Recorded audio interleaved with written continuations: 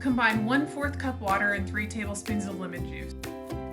Whisk together 6 tablespoons tahini and 2 tablespoons extra virgin olive oil.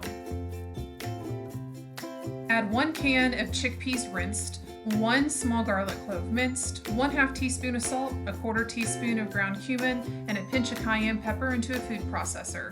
Process until finely ground. Give those sides a scrape down if needed. Slowly pour in the water lemon juice mixture.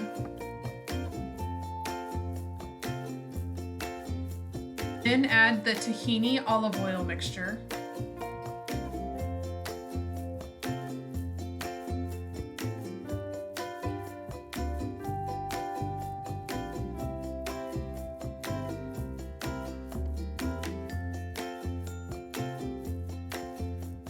Empty the hummus into a container and let it sit for at least 30 minutes before serving to make sure all the flavors melt together.